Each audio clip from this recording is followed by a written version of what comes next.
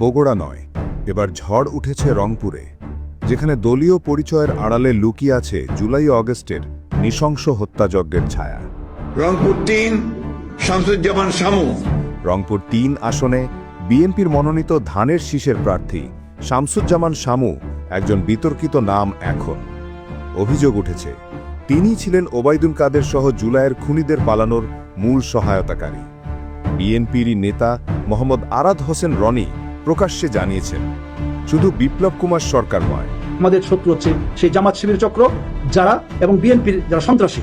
আমরা তাদেরকে ধরার জন্য, যারা একেবারে ভিডিও দেখে দেখে ফুটেজ দেখে দেখে আমরা তাদেরকে ধরার জন্য আমরা প্রাণপণে কাজ করে যাচ্ছি। ওবায়দুল কাদেরকেও নিজের গাড়িতে করে সীমান্ত পার করিয়ে দেন রংপুর পৌর আহ্বায়ক ও রংপুর ৩ আসনের প্রার্থী শামসুজ্জামান শামু। অভিযোগ এখানেই থেমে নেই, এই পুরো পালানোর প্রজেক্টে নাকি যুক্ত ছিলেন পুলিশেরই এক কর্মকর্তা খোদা বক্স। এমনকি রকিবুল ইসলাম বকুলের স্ত্রীও সক্রিয়ভাবে অংশ নিয়েছিলেন এই গোপন পরিকল্পনায়। সবচেয়ে চমকপ্রদ তথ্য, একজন সরকারি উচ্চ পদস্থ কর্মকর্তা প্রস্তুত আছেন প্রমাণ ও সাক্ষ্য নিয়ে সামনে আসতে, যদি বিএনপির ভারপ্রাপ্ত চেয়ারম্যান তারেক রহমান নিজে চান এই তদন্ত হোক সত্যের মুখোমুখি।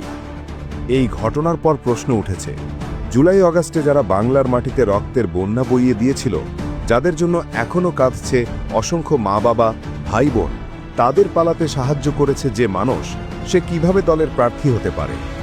এই মনোনয়ন শুধু বিতর্ক নয়, এটি শহীদদের রক্তের প্রতি অপমান, এটি গণ আন্দোলনের বিশ্বাসের সাথে এক বিশ্বাসঘাতকতা।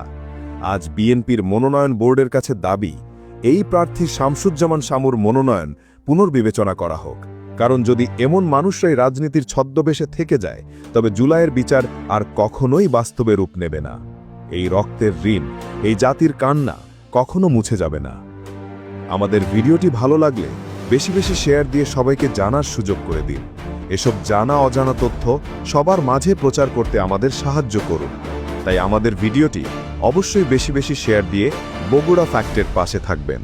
ধন্যবাদ।